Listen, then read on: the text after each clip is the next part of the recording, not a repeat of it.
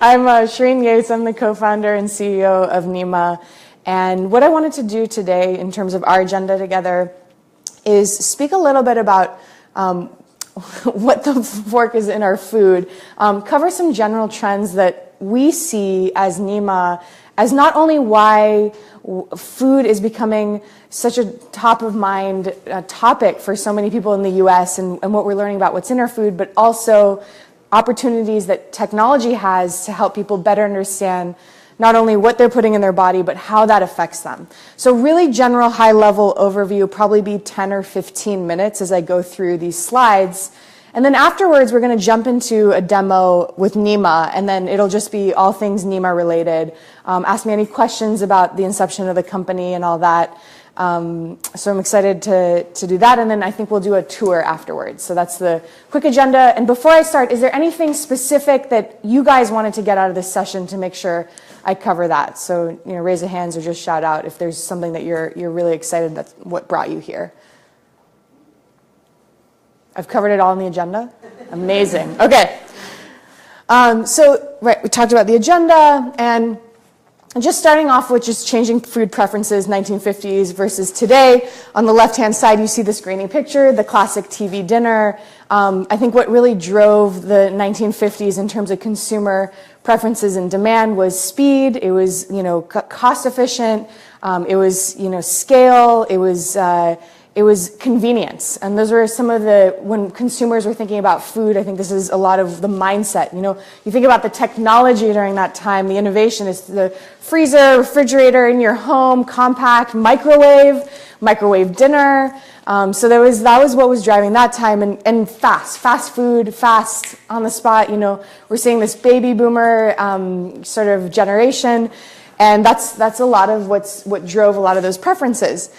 Today, this is actually a friend of ours who started this company. It's called Grove. It's an aquaponic system that you put in your house. You get fresh food. You can get herbs, and you have a self-sustaining system with a fish tank on the bottom. And they're shipping, and I think it really exemplifies this change from that we've heard the slow food movement, that farm to fork instead of food to pantry, it's farm to fork, and really, thinking about food in a very different way that is a very sort of, back to our roots kind of way.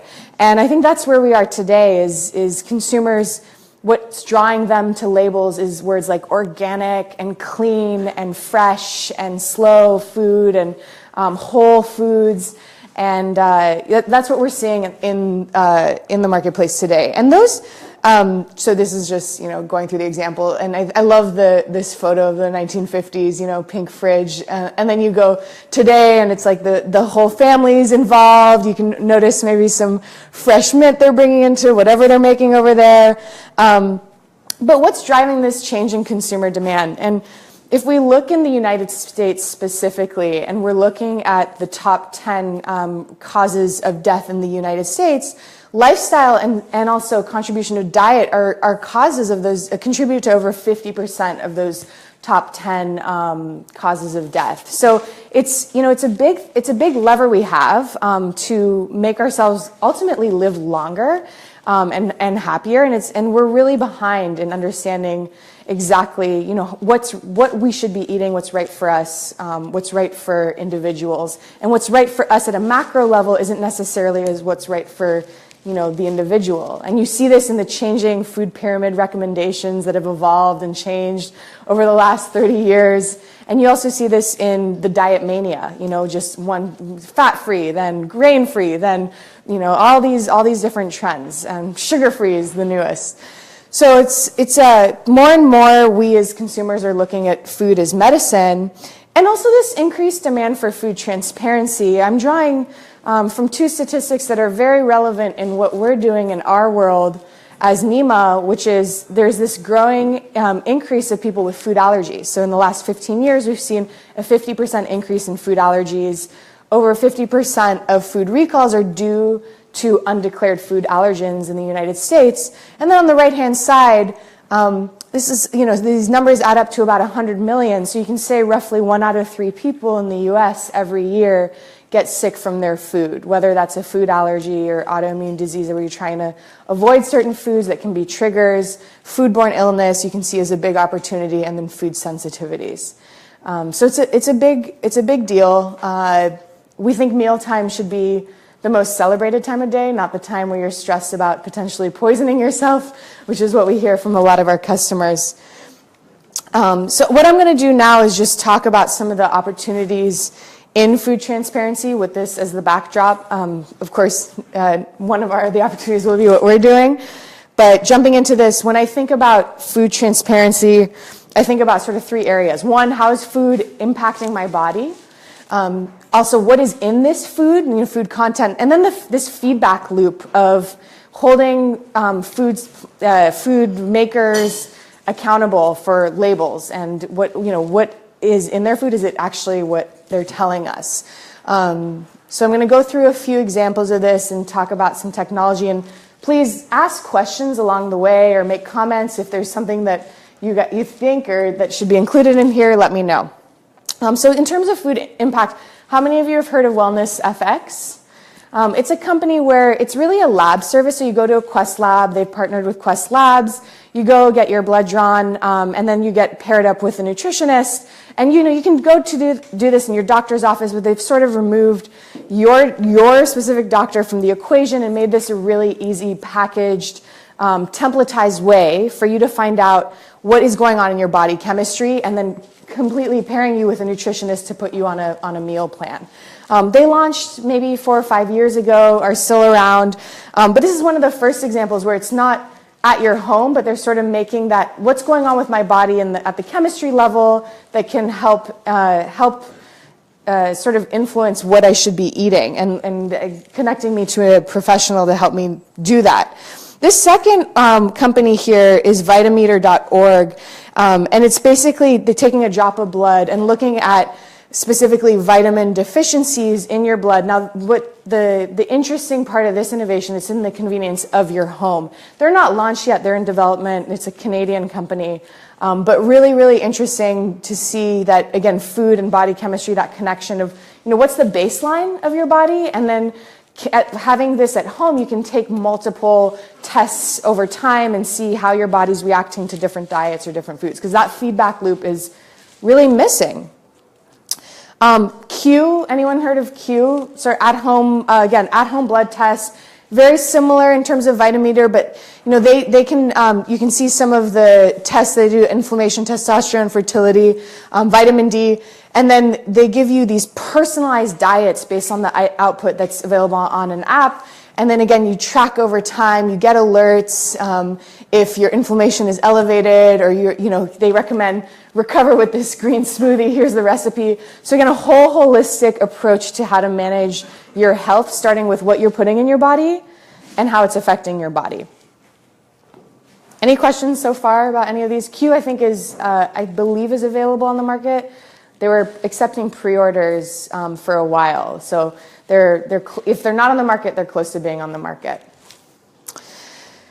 So jumping in for food impact, then we have food content. What is in our food? This is an interesting company, MyDX, and what they do is they're starting with marijuana just to test for toxicity in marijuana, but there's a lot of applications for food. So then one of the food ideas they have and how they can apply this technology is basically figuring out if a food is organic or not, or if there's pesticides in that food or not.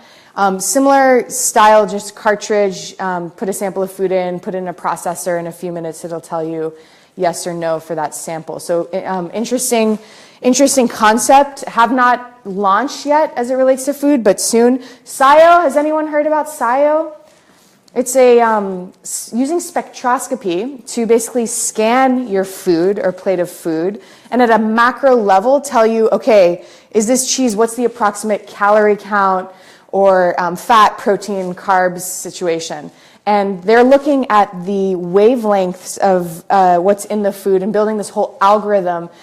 So the more people use and tag, the smarter the algorithm gets, so that they can be more accurate as they scan the food. But really interesting application.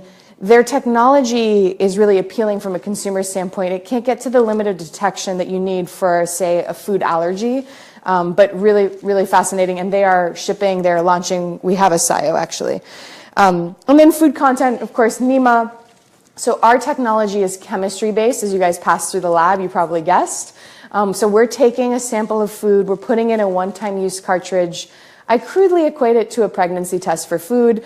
And then the action of closing the test grinds it. We'll go through a whole demo after this so you can walk through exactly how it works. But at the end of the day, it's chemistry-based detection, and then our sensor is picking up whether or not that sample that you tested had a very trace amount of whatever you're looking for. Our first product is for gluten, and then we're extending into peanut, and eventually want to get into anything you care about. We can give you that custom capsule.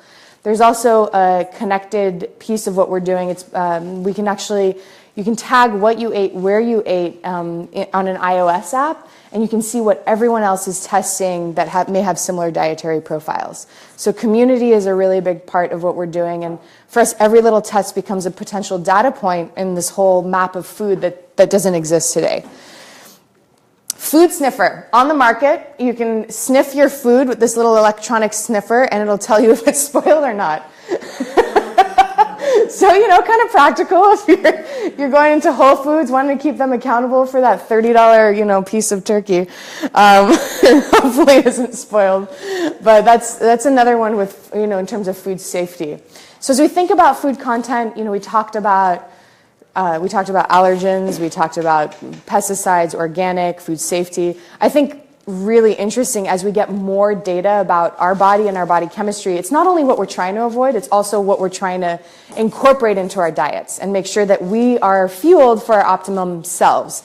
So I think that's another really interesting opportunity for food tech. I'm going to just talk quickly about the accountability loop too. So we have some really fascinating companies here. One is LabDoor. So what you're doing, if you go into a CVS and you want a multivitamin, how many options do you have? Like too many. And so what you can do with LabDoor is really quickly check some brands, and they give you a score based on, hey, we've actually tested these samples of these vitamins or supplements, and this is how closely they match to what is in the label. So it's a really cool service. It's a nice feedback loop. It keeps brands accountable and keeps consumers informed.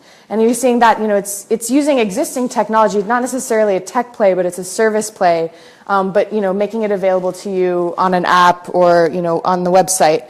Clear Labs is another really interesting company that's using DNA sequencing to scan food more at a commercial level. So for instance, say Costco wants to check they want to check if suppliers or the Kirkland brand. So they do this massive, they have this machinery that they can scan the food, check at the DNA level, like what's going on. So what some of their interesting findings are is you can get an example of what some of their outputs might be. But they actually made headlines last year when they did a scan of hot dogs looking at DNA sequencing. So they found a few interesting things. And don't quote me on this, I think directionally it's right. But one, I think it was 10% of vegetarian hot dogs weren't so vegetarian, the ones that they scanned. And then they found, I think it was 2% of all hot dogs had some human DNA in it. So I'm not thinking body parts, I'm thinking maybe, hopefully someone's scalp fell in, but really, really interesting in terms of keeping people accountable. Sorry, if you never eat a hot dog again, I totally take ownership of that. Okay, so finally, how does food tech enable you? I think the future of food tech is really customized diets, personalized for your needs. So not everyone's needs, but specifically your needs. Enabling you to perform at your optimal self and ultimately living longer, happier, and better nourished lives. I mean, that sounds good to me, right? That sounds good to you? Okay. That's the end of this content session. Facebook Live.